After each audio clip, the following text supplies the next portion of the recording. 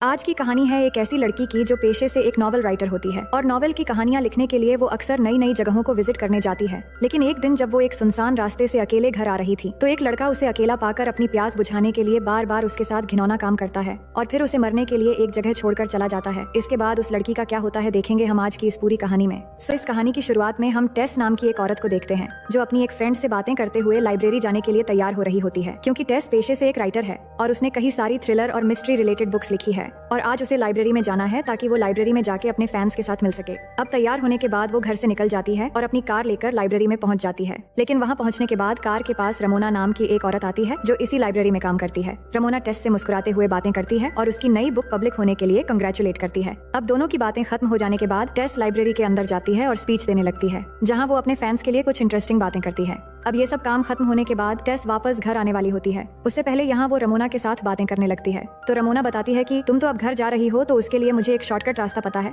अगर तुम उस रास्ते से जाओगी तो घर जल्दी पहुंच जाओगी। और वो टेस को अच्छे से बताती है कि मैं जिस रास्ते से जाने के लिए कह रही हूँ तुम उसी रास्ते से ही जाना। तो टेस के जाते समय रमोना कार के जीपीएस में लोकेशन सेट कर देती है, जिसके बाद टेस रमोना के बताए हुए शॉर्टकट रास्ते से ही घर की तरफ जाने लग जाती है, ये सोचकर कि इस रास्ते से वो घर जल्दी पहुंच जाएगी। लेकिन कुछ दूर आगे जाने के बाद रोड में पड़े कुछ लकड़ियों की ऊपर से अचानक कार गुजर जाती है जिससे एक लकड़ी टायर में फंस जाती है। तभी वो कार रोक देती है और उसे समझ नहीं आ रहा था कि क्या हो गया है। इसके बाद वो कार से उतरती है और देखती है कि टायर में एक लकड़ी फंस गई है जिसमें लगे कील की वजह से टायर पंचर हो गई है। अब इससे वो बिल्कुल समझ नहीं पा रही थी कि अब क्या करना है और ये जगह भी एकदम सुनसान है। वो चारों तरफ देख रही होती है लेकिन उसे कोई नहीं दिखाई देता। तभी वो एक बस को आता हुआ देखकर उसे रोकने की कोशिश करती है, लेकिन वो बस बिना रुके ही स्पीड से चली जाती है। लेकिन फिर थोड़ी देर के बाद और एक गाड़ी गुजर रही होती है तो टेस उस गाड़ी को रोकने की कोशिश करती है और वो गाड़ी रुक जाती है, जिसके बाद वो उस गाड़ी वाले के सामने जाकर उसको थैंक्स कहती है और उसे मदद करने के लिए बोलती है। तो ये आदमी उसकी मदद करने के लिए मान जाता है। इसके बाद वो आदमी अपनी गाड़ी साइड करके नीचे उतरता है और अपना नाम लेस्टर बताता है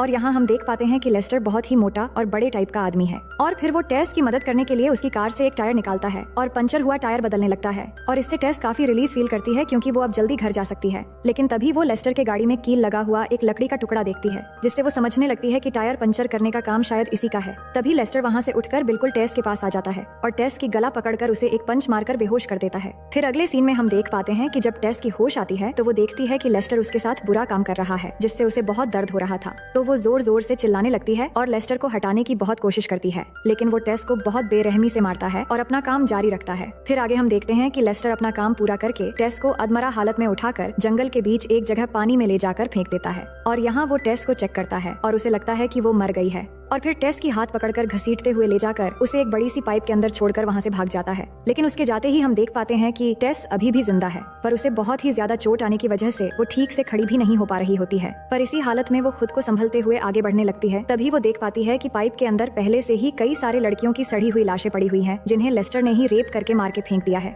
लेकिन वो किसी तरह वहाँ से लड़खड़ाते हुए बाहर निकल आ जाती है और फिर किसी तरह हिम्मत करके लड़खड़ाकर चलते हुए अपनी घर की ओर जाने लग जाती है। अब रास्ते से जा रही थी तभी पीछे से एक गाड़ी आ रही होती है तो वो बुरी तरह से डर जाती है और डर के मारे साइड में एक जगह आकर छिप जाती है। फिर गाड़ी गुजर जाने के बाद थोड़ी दूर आगे जाने पर उसे एक शॉप दिखाई देता है तो वो उस शॉप के वॉशरूम में आकर खुद को थोड़ी बहुत साफ करने के बाद शॉप के फोन से अपने एक दोस्त को कॉल लगाती है, लेकिन उसकी दोस्त अवेलेबल नहीं था तो वो रिकॉर्डिंग मैसेज छोड़ती है और कहती है कि यहाँ उसके साथ क्या क्या हुआ और किस तरह एक आदमी ने उसके साथ जबरदस्ती किया। उसके बाद एक कैब बुक करके वहाँ से वो अपनी घर आ जाती है और घर आते ही वो अपना गन बाहर निकालकर उसके अंदर गोलियां डालने लग जाती है क्योंकि वो मरते मरते बची है, इसलिए वो सदमे में थी और उसे लग रहा था लेस्टर फिर से आ सकता है। इसके बाद वो नहाती है और हॉस्पिटल ना जाकर घर में ही अपनी जख्मों का इलाज करती है और कुछ दिन घर के अंदर ही रहती है और फिर धीरे धीरे कुछ दिनों के अंदर उसके जख्म ठीक होने लग जाते हैं। इसके बाद वो डिसाइड करती है कि वो किसी को इस बारे में नहीं बताएगी और कुछ भी हो जाए कैसे भी करके वो अपना बदला खुद लेकर रहेगी। फिर अगले सीन में हम देखते हैं कि एक दिन सुबह उसकी एक पड़ोसी उसके घर में आती है और चोट के निशान देखकर पूछने लगती है कि क्या हुआ।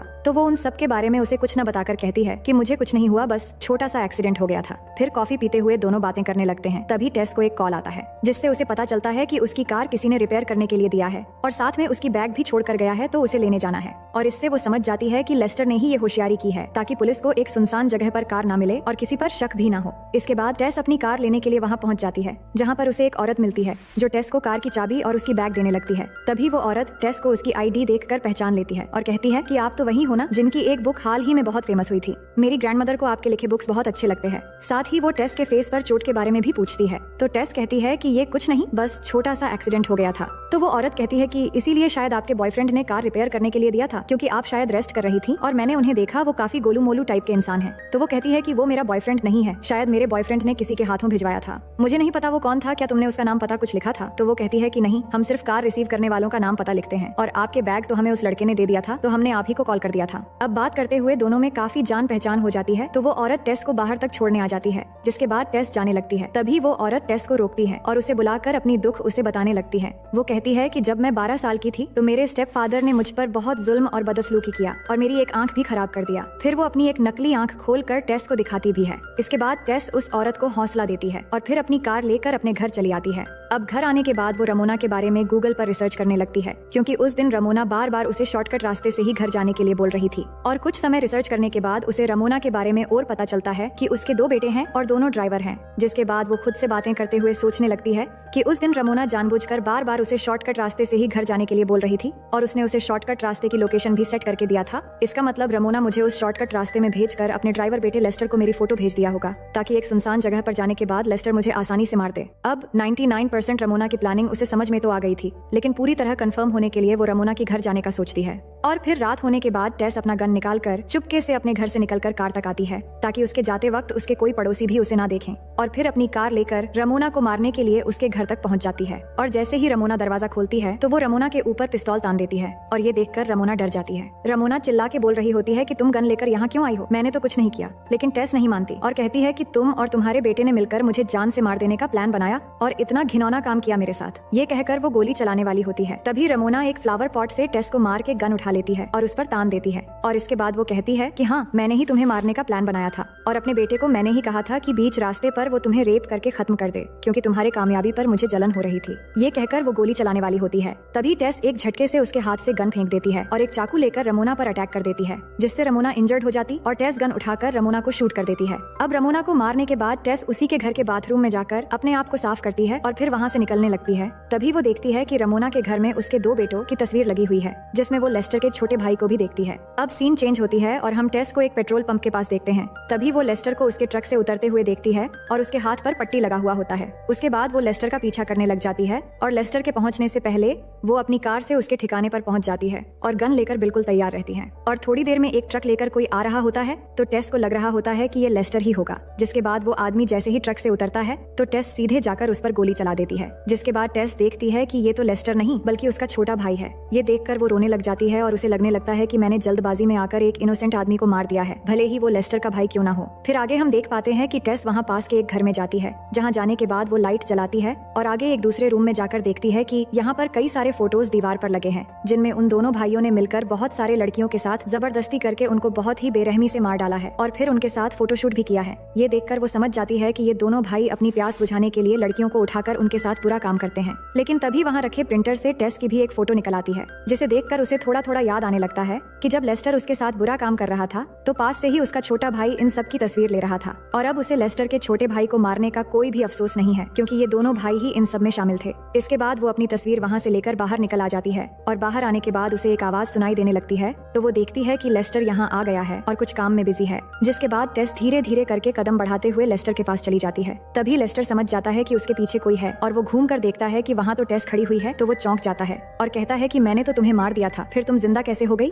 तभी टेस उसके जांघ पे गोली मार देती है, पर लेस्टर खड़ा हो जाता है और गुस्सा होकर टेस की तरफ आने लगता है। तभी वो फिर उसके पेट पर गोली मारती है, लेकिन इस बार भी उसे ज्यादा कुछ नहीं होता और वो फिर से खड़ा हो जाता है। फिर टेस और एक बार गोली चलाती, लेकिन गन की गोली खत्म हो जाती है और वो आगे बढ़ने लगता है। तो टेस डर के मारे भागने लगती है, लेकिन लेस्टर उसे मारने के लिए बाहर निकल पाता। तभी वो लेस्टर के सर पर कील लगा हुआ एक लकड़ी से मार देती है, जिससे लेस्टर दर्द के मारे चिल्लाने लग जाता है और दर्द से चिल्लाते हुए कील वाला लकड़ी सर से निकलता है। और इसी समय टेस अपने गन में फिर से गोली लोड कर देती है, जो देखकर लेस्टर डर के मारे जान बचाकर ट्रक के अंदर बैठकर भागने की कोशिश करता है। लेकिन 2 गोली लगने पर वो बहुत कमजोर हो गया था, इसलिए वो नीचे गिर जाता है। तो टेस गन उस पर तान देती है और इस बार वो उसके पेन ड्राइव पर गोली मार देती है और लेस्टर दर्द से जूझता सोचता हुआ आखिरकार उसकी एक दर्दनाक मौत हो जाती है और इसी तरह टेस की बदला पूरा हो जाती है। इसके बाद वो यहाँ से उसी जगह पर जाती है जहाँ पर लेस्टर ने उसके साथ बुरा काम की थी और वहाँ जाने के बाद उसे अपना एक आईडी वहाँ पड़ा मिलता है, तो वो अपना आईडी लेकर फिर से वापस अपनी घर आ जाती है। घर आने के बाद वो डिसाइड करती है कि उसके साथ हुए इस इंसिडेंट के बारे में वो किसी को कभी भी नहीं बताएगी और जितने भी लड़कियों को लेस्टर और उसके भाई ने मार दिया था उनकी इन्फॉर्मेशन उनके घर वालों तक पहुंचा देती है और फिर अपने साथ हुए जुल्म का सारा एविडेंस मिटाकर उस फोटो को भी जला देती है जो लेस्टर के भाई ने उस समय खींचा था। और इसी तरह अपना बदला पूरा करने के बाद वो लाइफ में फिर से मूव ऑन करती है और इसी के साथ ये कहानी यहीं पर खत्म हो जाती है। तो दोस्तों, मैं उम्मीद करती हूँ कि ये कहानी आपको बेहद पसंद आई होगी और अगर आप मेरे चैनल में नए हैं तो वीडियो को लाइक करके चैनल को सब्सक्राइब कर लीजिए।